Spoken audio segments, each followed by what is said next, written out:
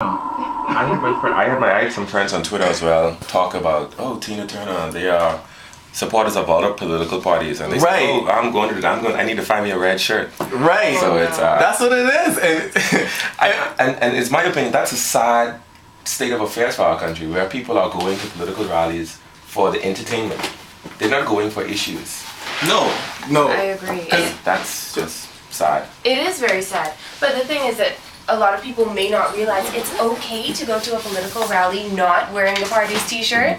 I mean, even though last night as a media reporter I was there in a neutral color, I was wearing a gray sweater. Certain people stop me and ask me, they're like, where's your shirt? Where's your shirt? I'm like, I'm a part of the media. I'm not going to wear a party shirt. Right, and that's how it should be though. If you're a part of the Exactly. media, I don't feel like you should wear colors anyway. But do you feel like the crowd was because they were expecting to see a superstar come there and sing? No, but before you even go there, I wish we were not so color-coded. Right. Yes. I mean, unfortunately, I have a nice red shirt that I want to wear, but I cannot wear for the mere fact that it's an election season, and people might interpret that to mean, hey, I'm supporting the F&M. Right. Yeah. So I know exactly what that's about. I don't wear red, yellow. I haven't wore red, yellow, or green since last year, since I registered to vote. I haven't.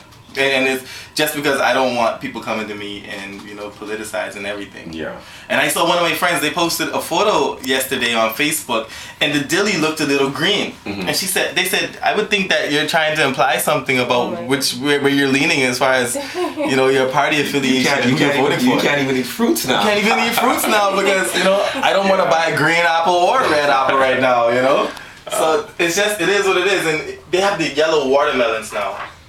We had this big thing this week. I don't know. You didn't tune in this week earlier, but we had this big thing about watermelons. Some doctors were on earlier this week, and a lot of people ran in and they dashed and bought these watermelons. But they have some yellow watermelons now, and you can't even eat those. So it is what it is. But shout outs to all the people that went to the F&M rally to see Tina Turner last night. I wonder if they thought she was actually going to come out. I think they did. They really did? I want to give a shout out to my mom, Stephanie. You're named after your mom. You're Stephan. No, I'm named Stephan. But she said that she was going to the F&M rally to see Tina Turner. Tina Turner is one of her favorite artists, And she went. I don't know if she went. I know she called me and we joked about it for a few minutes. But wow. And I just want to invite the public to chime in on our conversation. The number is 328-8160 or 323-8169. So, write those numbers down.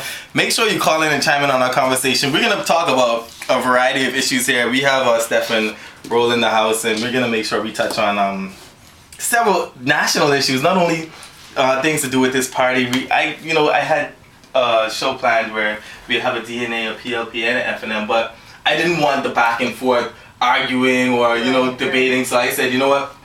Some people can't behave themselves, so I'll do it one by one. But Stephan is well behaved, and I know that. He's a classy fella, man. Classy fella. Thank you. But the hologram madness. Did that crack you up? It had to crack you up. I'm still chuckling about it. I said something about it on Twitter, and it's amazing the level of conversation we have in the Bahamas when it comes to politics and governance. Yes. I mean, you're basing we have 172,000 voters in this country, and you're basing your victory at the polls based on what?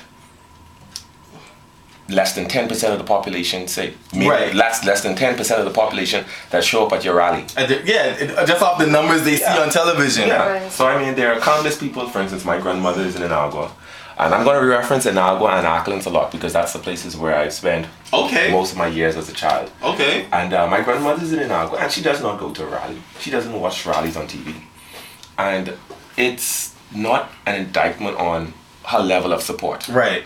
But it just shows where we are as a country. I mean, we have to get out of the partying mode and let's talk issues.